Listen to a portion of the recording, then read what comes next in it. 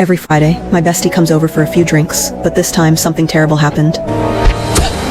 Through my security cameras, I witnessed this horrifying scene unfold. Just as the intruder was about to reach my front door, I quickly reacted, locked the door from inside before they could get in, and immediately activated my security system. Using this brief window of time, I frantically grabbed my phone and called the police. But here's the bad news. Due to a sudden downpour outside, plus my house being in a pretty remote location, police would take at least an hour to get here. No choice. I had to put all my hope in the security company. The operator was clearly inexperienced. After hearing what happened, she was completely lost. So nervous she could barely breathe. There were other colleagues on duty that night, so she immediately transferred me to Mike, who had way more experience. Mike wasn't like that girl from before.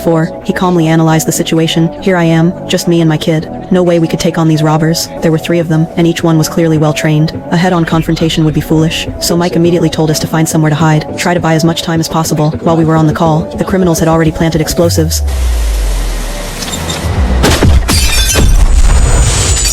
The blast instantly knocked me to the ground, ignoring the ringing in my ears. I got up, grabbed my son, and ran for our lives. That's how we avoided getting caught. Mike discovered through remote monitoring, there were 3 criminals total, 2 males inside the house, 1 female outside. These people clearly came prepared. They wore masks, and at every location they'd spray black paint over the cameras. Luckily, there were plenty of cameras around. Under Mike's guidance, we used the criminals' blind spots, and successfully made it to the basement. Although, the security company also tried contacting police through their direct line, but how could the criminals not think of that? Before taking action, they had already arranged for one of their crew to cut the power to the bridge, leaving a bunch of officers stuck on the peninsula. Repairs would take at least half an hour. During this time, Mike could only try his best to stall for time, but the criminals weren't stupid either. After entering the house, they jammed all the signals in the entire building. Then at their leader's signal, the 3 split up to take action. The female criminal was tasked with hunting us down, while he and his partner each grabbed metal detectors, continuously scanning every corner of the room, like they were looking for something valuable. Soon one of the robbers found the basement. I quickly had my son hide in the ventilation shaft, while I hid in the closet nearby. Before long, the robber found our hiding spot. Hearing the beeping from the metal detector, the robber grabbed a hammer and started smashing the wall.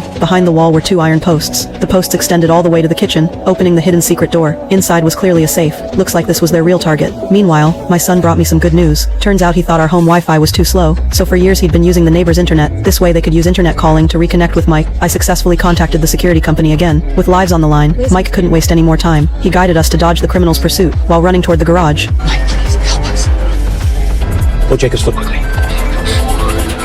Finally, under Mike's direction, we managed to reach the garage safely, but never would have expected. Just as we were about to drive away, the female criminal tracked us down here. If nothing goes wrong, something's about to go very wrong.